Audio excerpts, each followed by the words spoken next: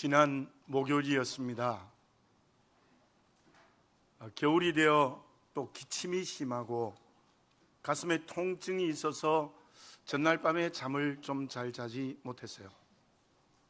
그러나 말씀을 준비해야 되기 때문에 제가 준비를 하고 집을 나서려고 하는데 거울 앞에 제가 섰습니다. 매일 아침에 거울을 보고 또 다른 경우에도 거울을 보는데 그날 거울 앞에 있는 내 모습을 보고 나도 모르게 소스라치게 놀랐어요. 저보다 연세가 많으신 분이 많습니다만은 그 거울 아래 있는 제 얼굴을 보니까 야, 이제 너도 내 얼굴에 세월의 흔적이 있구나. 여기까지 인생을 달려온 길이 결코 짧지 않았구나 라는 그런 생각이 들었어요. 그러면서 이런 생각이 났습니다. 한 해를 지나면서 나는 주님 앞에 어떤 모습으로 섰을까? 주님이 나의 영을 보고 무엇이라 말씀하실까?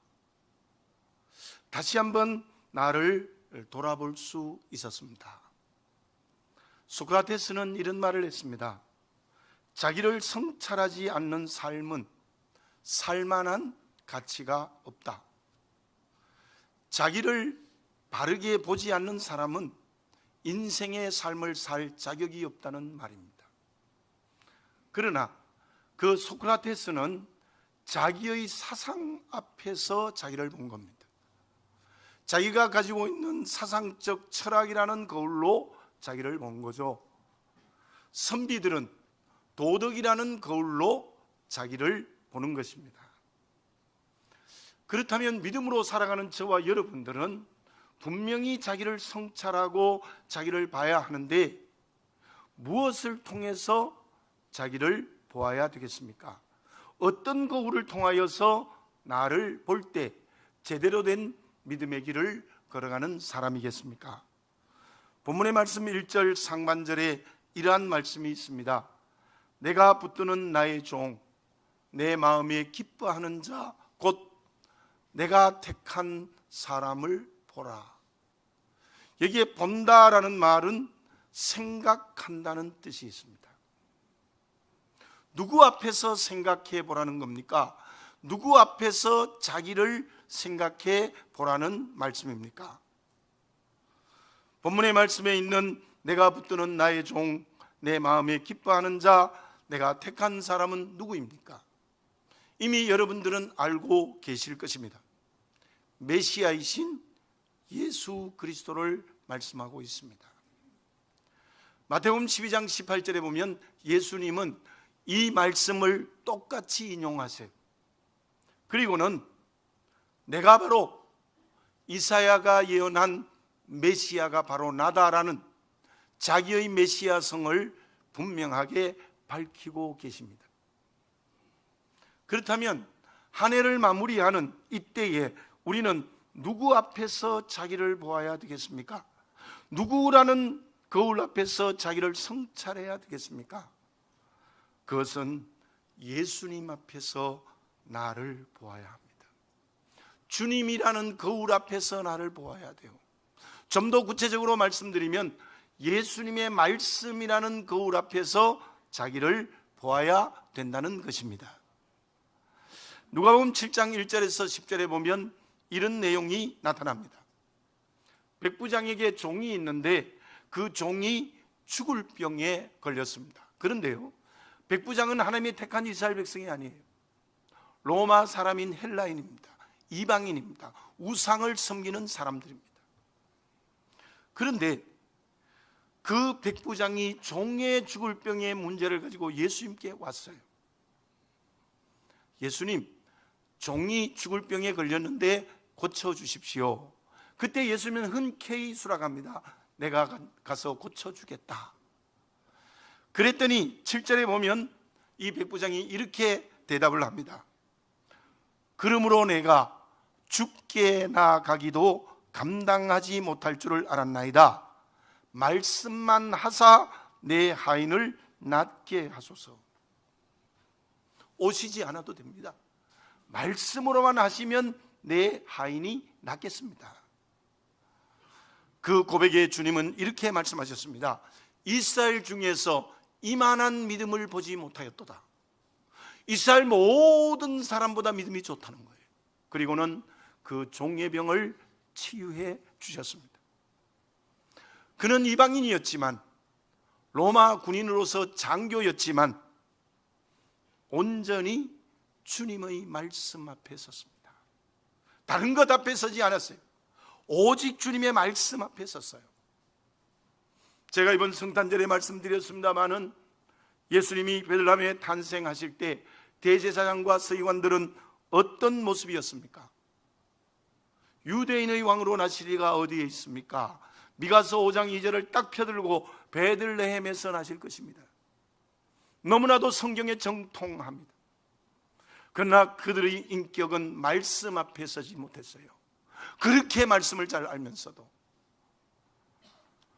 그들은 그들의 금식과 기도는 형식이었고 그들의 행동은 거짓이었습니다. 그들은 말씀을 이용하여 자기의 이기적 욕심 앞에 선 그야말로 종교인이었습니다. 신앙인이 아닙니다. 예수님께서 누가복음 9장 23절에 이렇게 말씀하셨습니다. 또 무리에게 이르시되 아무든지 나를 따라오려거든 자기를 부인하고 날마다 자기 십자가를 지고 나를 따를 것이니라. 예수님을 따라가기 위해서는 자기를 부인하고 자기 십자가를 져야 된다.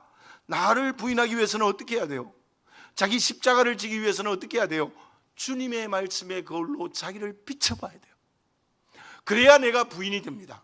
그래야 주님이 맡기신 십자가를 지고 갈 수 있어요. 갈라디아서 2장 20절 상반절에 보면 바울은 이런 고백을 합니다. 내가 그리스도와 함께 십자가에 못 박혔나니 그런즉 이제는 내가 사는 것이 아니요 오직 내 안에 그리스도께서 사시는 것이라. 바울이 어떻게 내 안에 예수님이 산다고 고백을 했습니까? 그것은 주님의 말씀의 거울에 자기의 전 인격을 비추었기 때문입니다. 저와 여러분, 새해가 내일 모레입니다. 어떻게 새해를 맞이하겠습니까? 날짜만 새로워지면 새해입니까? 우리가 진정 내년이 새해가 되기 위해서는 내가 새로워져야 돼요. 내가 새로워지기 위해서 어떻게 해야 됩니까? 주님의 말씀의 거울 앞에 나를 비추어 보아야 합니다. 이제 이틀 남은 이 기간, 또 오늘 이 예배를 드리면서 이 시간 주님의 말씀의 거울 앞에서 자기를 보고 자기를 생각하는 생명의 시간이 되어지시기 바랍니다. 그러면 주님의 말씀 앞에서는 그리스도인은 어떤 사람입니까? 온몸에 상처를 입은 독수리가 절망을 했어요. 내가 이 상처를 입고 어떻게 독수리로 살아가겠는가? 그는 절벽 앞에 가서 떨어져 죽으려고 했습니다. 그때 대장 독수리가 큰 날개를 펴고 옆에 와서 앉았어요. 그리고는 이렇게 말했습니다. 내 날개를 보아라. 얼마나 많은 상처가 있느냐? 총에 맞은 상처, 다른 독수리에게 습격을 받은 상처, 나뭇가지에 찢긴 상처, 그리고 여기저기에 크고 작은 상처가 이렇게 많이 있지 않느냐? 그리고 내 마음의 상처는 여기에 겉에 있는 상처보다 더 크단다. 왜냐하면 상처가 없는 독수리는 이 세상에 태어나지 않는 독수리일 뿐이야. 그 상처 때문에 주저앉으면 안 돼. 일어서야 해. 여러분들에게 이 한 해 동안 받은 상처가 없습니까? 아니, 여기까지 인생의 걸음을 걸어오면서 받은 상처가 없습니까? 내 마음의 상처는 무엇이며 내 몸의 상처는 무엇입니까? 그 상처 때문에 절망하지 않았습니까? 그 상처 때문에 울고 있지 않습니까? 심지어 그 상처를 준 사람에게 원수를 갚겠다는 생각을 하지 않았습니까? 그 상처를 그대로 가지고 있으면 주님 앞에 선 그리스도인이 아닙니다. 그 사람은 2019년 새해를 맞이할 수 없습니다. 그 사람이 주님의 말씀의 거울 앞에 자기를 비친 사람이 아닙니다. 상처를 치유받아야 합니다. 어떻게 하면 상처를 치유받을 수 있겠습니까? 본문의 말씀에 나타난 메시아이신 주님의 하신 일이 기록되어져 있습니다. 그 중에 3절에서 이렇게 말씀하고 있습니다. 상한 갈대를 꺾지 아니하며 꺼져가는 등불을 끄지 아니하고 진실로 정의를 시행할 것이며. 메시아이신 예수님은 상한 갈대를 꺾지 아니하신대요. 꺼져가는 등불을 끄지 않으신대요. 상한 갈대는 무엇이며 꺼져가는 등불은 무엇입니까? 그 당시의 갈대는 이스라엘 지역에 많아요. 습지가 있으면 어디든지 자랍니다. 약 4m까지 자란다고 합니다. 그 갈대로 창을 만들고 길이를 재는 자를 만들기도 합니다. 우리나라의 갈대와는 조금 달라요. 우리나라의 대나무와 비슷하다고 생각하면 됩니다. 그런데 그 갈대가 상했습니다. 갈대가 꺾여져 버린 거예요. 갈대가 꺾여져서 죽기 일보 직전인 상황이 오늘 본문의 말씀에 상한 갈대입니다. 등불은 우리나라의 호롱불과 비슷하다고 생각하면 돼요. 기름이 떨어져서 등불이 심지에서 서서히 꺼져가고 있습니다. 꺼지기 직전입니다. 그 갈대와 심지는 누구를 말합니까? 유대인의 하나면 귀족층이 아니라 일반 서민을 말하고 있습니다. 그러나 오늘 주님을 믿는 모든 그리스도인을 말하고 있습니다. 저와 여러분, 나는 상한 갈대입니다. 나는 꺼져가는 등불입니다. 지금 내가 상한 갈대가 아닙니까? 꺼져가는 등불이 아닙니까? 나의 육체를 보십시오. 병으로 고통당하고 있지 않습니까? 연약해진 몸 때문에 아파하고 있지 않습니까? 심지어 암으로 말미암아 내가 죽을지도 모른다는 고통을 겪고 있지 않습니까? 그야말로 상한 갈대입니다. 나의 마음은 어떻습니까? 의지가 굳고 정신력이 강한 사람이 있을 수가 있습니다. 그러나 그 역시 상대적이에요. 제가 경험해 보기에는요, 겉으로는 굉장히 마음이 강하고 담대하고 놀라운 용기를 가진 마음을 가진 사람 같은데요, 그런 사람들이 말 한마디에 상처받아요. 더 상처받더라고요. 내 마음이 우울하지 않습니까? 혹시 우울증으로 고생하고 있지 않습니까? 정신적인 고통으로 잠을 못 자고 있지 않습니까? 꺼져가는 등불입니다. 나의 영성은 어떻습니까? 하나님과의 관계에 문제가 생기지 않습니까? 영이 쓰러져 가고 있지 않습니까? 그 사람은 상한 갈대이며 꺼져가는 등불입니다. 어떻게 해야 합니까? 주님께서 말씀하십니다. 그러한 상한 갈대를 꺾지 아니하신다는 겁니다. 그러한 꺼져가는 등불을 끄지 아니하신다는 겁니다. 무슨 말씀입니까?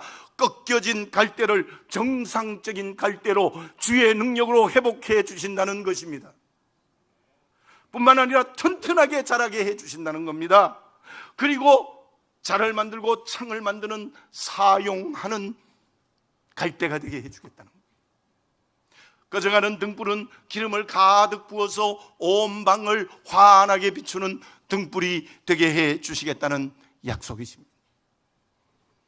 저는 어릴 때 시골에서 자랐는데요, 저희 고향인 시골에도 전기가 들어오지 않았어요. 그때도 다 집집마다 등불을 켰어요. 저는 여러 번 보았습니다. 기름이 없어지기 시작하면요, 심지에 붙은 불이 서서히 꺼져갑니다. 보셨죠? 그런데 거기에 등유를 가득 부어서 뚜껑을 닫으면 불이 확 올라와서 온 방을 환하게 비추지 않습니까? 주님께서 육체와 마음 그리고 영에 있는 모든 상처를 치유해 주시겠대요. 그리고 더 나아가서 그 상처가 도리어 영적인 힘이 되어 믿음이 자라고 소명을 감당하게 된다는 거예요. 여러분들, 이런 책이 있습니다. 상처받은 자의 상처를 치유한다. 상처받은 자가 상처를 치유한대요. 유명한 책입니다. 여러분, 정말 우리가 주님의 능력으로 모든 상처를 치유받아야 그 치유받은 능력으로 회복되고 튼튼하게 자라고 온 방을 환하게 비추는 소명의 길까지 걸어갈 수 있게 된다는 겁니다. 주님의 말씀의 거울 앞에 자기를 비추어 보시기를 바라겠습니다. 그리고 모든 상처를 주님께 고백하시기 바라겠습니다. 그때 고백하는 모든 상처를 치유해 주십니다. 회복을 넘어서는 새로운 힘을 공급해 주시는 거예요. 이게 예수 믿는 사람입니다. 그 고백의 적극적인 표현은 죄의 고백입니다. 하나님 앞으로 돌아서는 회개예요. 주님의 말씀의 거울 앞에 서서 나를 본다는 것은 상처들이 상당히 많은 경우에 죄 때문에 오는 상처가 많아요. 어떻게 해야 됩니까? 죄를 회개해야 된다는 거예요. 물론 죄 때문이 아니라 환경과 관계에서 억울하게 받는 상처도 있습니다. 그러나 죄 때문에 온 상처를 회복하기 위해서는 철저하게 회개해야 돼요. 요한복음 21장에 이러한 사건이 기록되어 있습니다. 베드로가 부활하신 주님을 만나는데도 마음과 영의 심한 상처를 받았어요. 왜 그런지 아십니까? 이제 주님이 부활했으면, 죽음을 이기고 부활했으면 빨리 예루살렘에 가서 왕이 되어야 될 텐데 그런 기미가 전혀 주님께 안 보이는 거예요. 그리고 자기 마음에 어떤 마음이 있습니까? 내가 수제자니까 예수님 예루살렘에서 왕이 되면 내가 국무총리 한다는 생각했어요. 그 제자들끼리 서로 싸우기도 했잖아요. 근데 전혀 주님은 그럴 기미가 보이지 않아요. 그래서 마음과 영의 상처를 입고 어떤 행동을 했는가 하면은 6 제자를 꼬였다고 생각했잖아요. 꼬여가지고는 6 제자들과 함께 갈리바다에 가서 놓았던 그물을 붙잡고 열심히 고기를 잡았어요. 한 마리도 못 잡아요. 전문가인데 하나님 잡게 하시겠습니까? 그때 예수님이 옆에 오셔서 오른편에 그물을 내려라. 그랬더니 153마리의 고기가 그물이 찢어질 정도로 많이 잡혔고, 그 고기로 식사를 하실 때 예수님이 베드로에게 뭐라고 말씀하셨어요? 내가 나를 사랑하느냐? 3번이나 물으셨어요. 내가 나를 사랑하느냐? 무슨 말입니까? 회개해. 너 잘못했어. 회개해. 그러니까 3번이나 베드로가 이렇게 말, 내가 주를 사랑하는 줄 주께서 아십니다. 그게 뭐예요? 회개입니다. 회개. 내가 주를 사랑하는 줄 주께서 아십니다. 그랬더니 주님께서 3번 다 사명 주셨어요. 내 어린 양을 먹이라, 내 어린 양을 치라, 내 어린 양을 먹이라. 그래서 그 사명 받고 베드로가 성령 받고 난 다음에 거꾸로 십자가에 못 박혀 순교할 때까지 사명 감당하잖아요. 그러나 가룟 유다는 어떻습니까? 가룟 유다도 분명히 상처가 있었어요. 다른 상처도 있었겠지만 예수님을 은삼십에 판 것을 진짜 후회하고 양심의 가책을 받아요. 얼마나 큰 상처였겠어요. 그런데 가룟 유다는 회개하지 않았습니다. 회개하지 않았습니다. 끝까지 양심의 가책으로 끝났어요. 그러니까 스스로 목숨을 끊는 비참한 죽음의 결과를 낳지 않았습니까? 질문합니다. 나는 베드로입니까? 가룟 유다입니까? 제가 이렇게 물으면요, 어떤 분이 이렇게 대봐요. 목사님, 나는 베드로도 아니고 가룟 유다도 아닙니다. 왜냐하면 한 번도 죄를 지은 적이 없거든요. 진짜 한 번도 죄를 지은 적이 없으세요? 정말 저는 그런 사람들 봤어요. 전도할 때도 이제 아내가 잘 믿고 남편이 안 믿는 분에게 예배를 드리면서 교회 한번 나오십시오 하면, 목사님, 나는 한 번도 죄를 지은 적이 없대. 거짓말입니다. 교인들 중에도 그런 사람이 있어요. 진짜 신기하죠? 목사님, 난 죄 지은 적이 없대. 여러분들, 죄 지은 적이 없다는 사람이 가장 큰 죄입니다. 여러분들, 죄 지은 적이 없던 사람, 가장 죄 지은 적이 없는 사람이 어디 있어요? 태어나면 또 원죄를 지었는데, 그 죄로 약해져 있는 분 그대로 가지고 있는데.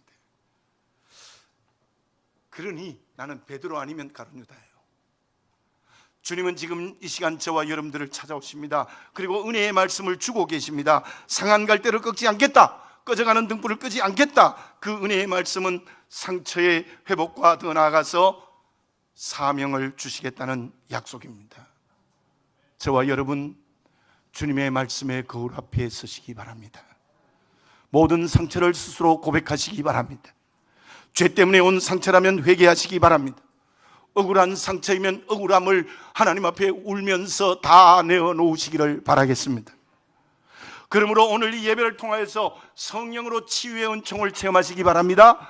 성령으로 회복의 은총을 경험하시기 바라겠습니다. 더 나아가 주님이 주시는 사명을 경험하는, 사명을 받는 이 시간이 되어지시기를 바라겠습니다. 그때 우리는 2019년이 하나님이 주시는 새해가 될 수 있습니다. 그러면 주님은 어떤 분이시기에 우리의 상처를 회복하실 수 있습니까? 주님은 어떤 분이시기에 내가 어떤 주님을 닮아야 치유와 사명의 길을 걸어갈 수 있겠습니까? 1948년에 미국의 대통령 선거가 있었어요. 재선에 나온 트루먼은 루즈벨트가 재임 기간에 죽어서 저절로 부통령에서 대통령이 됐어요. 그와 함께 대결을 한 사람이 공화당의 후보인 토마스 듀이였습니다. 그런데 그 대통령 선거는 당연히 듀이가 된다고 생각했어요. 왜냐하면 학벌에도 큰 차이가 났고 또한 사회적인 경험도 엄청난 차이가 났어요. 트루먼은 별로 이름이 나지 않는 스펠던 상업대학에 입학을 했는데 그것도 중퇴했어요. 끝내지 못했어요.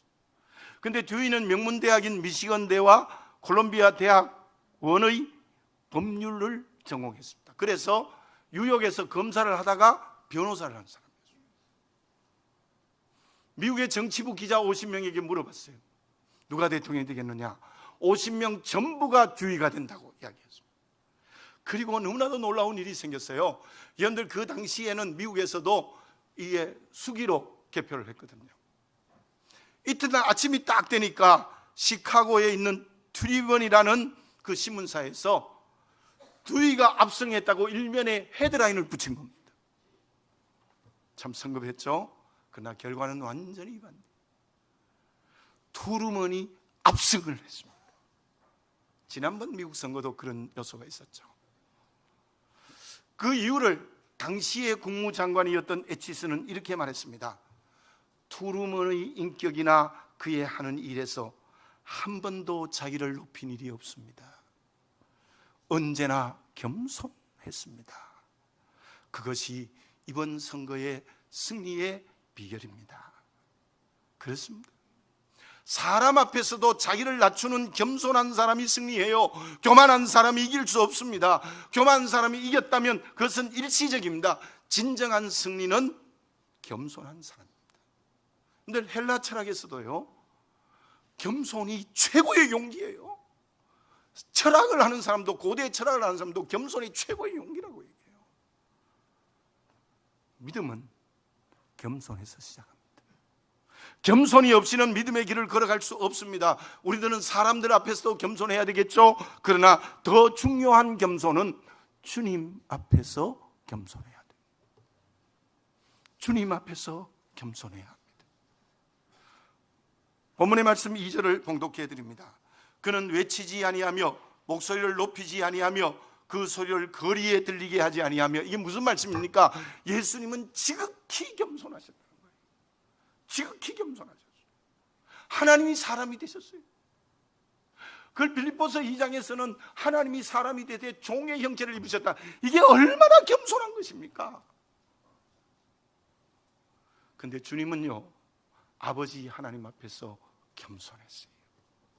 하나님이 너 십자가에 죽어. 겟세마네 동산에서 안 됩니다. 그래도 안 돼, 해야 돼. 순종해서 십자가에 죽으시는 순종을 했습니다. 그러니까 예수님은 하나님의 아들로서 하나님께 자기의 생명을 바치기까지 순종했다. 그게 겸손입니다. 우리가 그렇게 주님 앞에서 주님처럼 겸손해야 된다는 거예요. 그 사람이 주님의 말씀의 거울 앞에 자기를 비추어서 상처를 고백하고 회개하고 그리고 응답받을 수 있다는 거예요. 겸손하지 않으면 절대로 주님의 거울 앞에서 자기를 보는 사람이 될 수 없어요. 1절 하반절에 이러한 말씀이 있습니다. 나의 영을 그에게 주었은즉 그가 이방에 정의를 베푸리라. 그럼 저를 한번 따라서 해봅시다. 그가 이방에 정의를 베풀이라. 아멘입니다. 그리고 본문의 말씀 3절 하반절에 보면 진실로 정의를 시행할 것이며, 이것도 같이 해볼까요? 시작. 진실로 정의를 시행할 것이며, 또 4절을 제가 읽어봅니다. 그는 쇠하지 아니하며 낙담하지 아니하고 세상의 정의를 세우기에 이르리니 섬들이 그 교훈을 앙망하리라. 예수님은 정의를 통해서 온 세계를 구원하겠다는 거예요. 자, 예수님의 겸손은 예수님이 실천하신 정의에서 볼 수 있어요. 그렇다면 예수님의 정의가 무엇입니까? 예수님이 정의라는 말은 옳다는 거예요. 제가 말씀드렸죠. 성경의 의, 헬라어로 디카이오스, 그 말이 나오면 옳다라는 뜻이에요. 옳다. 이게 무슨 말씀인가 하면 예수님은 언제나 하나님이 옳습니다. 하나님이 맞습니다. 하나님이 100% 옳습니다. 내가 틀렸습니다. 그것도 겟세마네 동사가 그거예요. 죽기 싫습니다. 죽어야 돼. 예, 하나님이 옳습니다 하고 십자가에 지신 거예요. 여러분, 우리가 정말 주님의 말씀의 거울 앞에 비추어서 상처를 치유받아서 상한 갈대가 튼튼한 갈대가 되고 꺼져가는 등불이 살아 움직이는 불이 되어 사명을 감당하는 길은 겸손에 있습니다. 어떻게 해요? 예수님처럼 겸손한데 그게 주님 앞에서 어떻게 하는 것입니까? 언제나 주님이 옳습니다. 언제나 예수님이 옳습니다. 내하고 반대가 돼도 주님이 옳습니다. 주님이 옳습니다. 기도해도 반대로 응답해도 주님이 옳습니다. 수로보온 니게 여인처럼 개라고 낮춰도 예, 주님이 옳습니다. 그 겸손이 주님 앞에 있어야 말씀의 거울 앞에 자기를 비추는 그리스도인이 될 수 있어요. 교만하면 안 돼요. 주님께서 십자가에서 내 죄를 위하여 돌아가셨고 그로 말미암아 너희를 사망의 생명으로 옮겼다는 그것을 옳습니다, 믿습니다, 아멘, 그렇습니다. 이게 겸손이에요. 그게 뭐 그러냐? 그게 무슨 내 죄를 대신해서? 그게 교만입니다. 그리고 그 후에도 하나님이 말씀하신 것, 주님이 말씀하신 것 모든 말씀은 주님이 옳습니다, 주님이 맞습니다, 그렇습니다, 아멘, 이렇게 하는 것이 주님 앞에 우리의 겸손이라는 것입니다. 요한복음 8장에 보면 서기관과 바리새인들이 간음하다가 현장에 잡힌 여인을 주님 앞에 데려왔어요.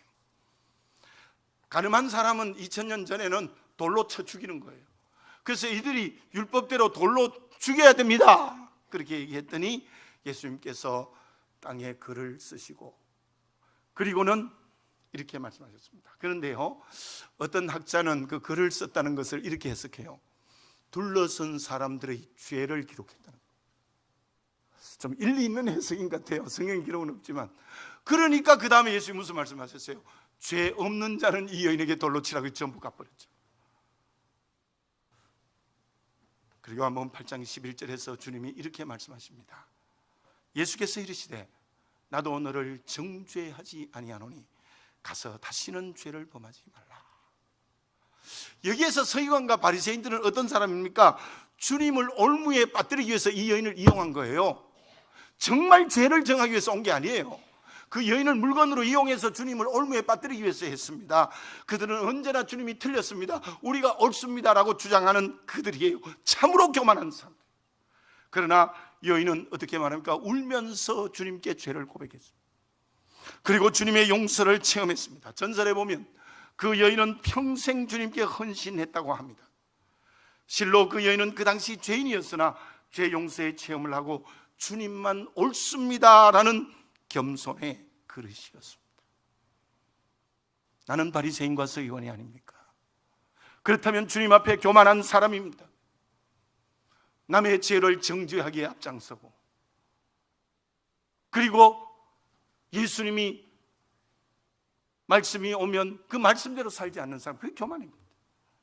어쩌면 우리는 죄 지은 여인이 되어야 됩니다. 주님의 십자가의 은혜를 믿어 죄 용서를 성령으로 체험해야 합니다. 그리고 이제는 언제나 주님이 옳습니다라고 응답하는 겸손한 그리스도인이 되어져야 되는 겁니다. 사랑하는 교우 여러분들, 올해도 그냥 새해를 맞이하겠습니까? 어떻게 해야 됩니까? 주님의 말씀의 거울 앞에 자기를 비추어 보십시오. 그리고 모든 상처를 고백하십시오. 죄 때문에 나면 죄를 철저히 회개하십시오. 그로 말미암아 주님의 은혜로 치유받으시기를 바라겠습니다. 상처를 가지고 새해를 맞이하면 안 됩니다. 치유받아 회복되어야 되고 튼튼한 갈대가 되고 환하게 불을 비추는 등불이 되어야 됩니다. 그때 우리는 새해가 주께서 맡기신 사명을 감당하는 새해가 될 수 있을 줄로 믿습니다. 다시 한번 물어봅니다. 주님의 십자가가 내 죄를 대신하여 죽었다는 것을 믿으십니까? 그래서 하나님의 자녀 되었다는 것을 믿으십니까? 사망에서 생명으로 옮겨졌다는 것을 믿으십니까? 그 믿음이 있다면 이제는 오직 주님이 옳습니다. 주님이 옳습니다. 하나님의 자녀 되었으니 언제나 주님이 옳습니다 하는 겸손의 그릇이 되라는 거예요. 모든 구체적인 삶의 사건에서 성령으로 죄 용서의 체험을 믿는 것이 겸손입니다. 이제는 언제나 주님이 옳다는 겸손의 그릇이 되어지시기 바랍니다. 결과는 어떻습니까? 4절을 봉독해 드립니다. 그는 쇠하지 아니하며 낙담하지 아니하고 세상의 정의를 세우기에 이르리니 섬들이 그 교훈을 앙망하리라. 예수님께서는 온 세계에 복음을 증거하는 일에 희망을 가진다는 뜻입니다. 예수님은 지금도 하늘에 계시면서 그의 능력으로 온 세상을 구원하기 위한 일들을 감당하십니다. 그런데 그 말씀을 이렇게 이해해 봅시다. 그러한 예수님의 구원의 역사는 누구를 통해서 하시는 것입니까? 그것은 주의 말씀의 거울 앞에 자기를 비추는 사람들을 통해서 하시는 거예요. 상한 갈대가 튼튼한 갈대가 되고 꺼져가는 등불이 환하게 불을 비추는 등불이 되면 하나님은 그들을 통해서 온 세계에 바로 복음을 증거하는 것입니다. 저와 여러분, 그러한 축복의 통로가 되시기를 바라겠습니다. 우리 모두가 다 그를 통하여 세상을 하나님의 나라로 만드시는 주의 통치의 역사를 체험하는 그리스도인이 되어져야 될 줄로 믿습니다. 저는 그 일을 감당하면 분명히 하나님께서는 그 일을 하도록 건강을 주실 줄로 믿습니다. 필요하면 물질도 주실 줄 믿습니다. 필요하면 지위와 권력도 주실 줄 믿습니다. 필요하면 모든 것 다 땅의 기업을 주십니다. 정말 주의 이름을 증거하는 축복의 통로가 되면 얼마나 큰 축복입니까? 이거보다 더 큰 축복이 어디 있어요? 여러분들 시편에 보면 이런 말씀이 있어요. 천국에 가면은 구원받은 성도를 이렇게 말한다고요. 이 사람은 너 때문에 왔다. 이 사람은 누구 때문에 왔다. 그렇게 말씀하십니다. 거기에 상급이 결정됩니다. 저와 여러분, 새해에는 정말 주님의 축복의 통로가 됐으면 좋겠습니다. 그래서 땅의 기업을 주시는 축복을 진짜 체험하시기를 바라겠습니다. 나는 지금 주님의 말씀의 거울 앞에 서 있습니까? 다른 것 앞에서 어슬렁거리며 갈등하며 고민하고 있지 않습니까? 기도드리겠습니다. 거룩하신 아버지 하나님, 말씀의 거울 앞에 나를 비춰보는 영이 살아있는 그리스도인이 되게 해 주시옵소서. 상한 갈대 꺼져가는 등불처럼 참으로 죄 때문에 당하는 환경과 관계도 있고 억울하게 당하는 환경과 관계도 있지만 말씀의 거울 앞에 나를 비춤으로 말미암아 깨끗이 치유하고 회복하고 능력 주시고 더 나아가 사명 주시는 주의 은혜를 체험하게 하여 주시옵소서. 그것은 주의 십자가의 은혜로 구원받은 것이 옳습니다. 아멘. 그 후에 자녀가 되어서 살아갈 때 말씀 무조건 옳습니다라는 겸손에서 이루어진다는 것을 깨닫게 하여 주시옵소서. 그래야 우리 모두가 다 주님의 축복의 통로가 되어 구원을 온 세계에 이루는 역사를 이루는 그릇이 되게 하시고 그 때문에 주시는 땅의 기업도 축복으로 받게 하여 주시옵소서. 아버지 하나님, 주님의 말씀의 거울 앞에서는 연말이 되게 해 주시옵소서. 예수님의 이름으로 기도드립니다. 아멘.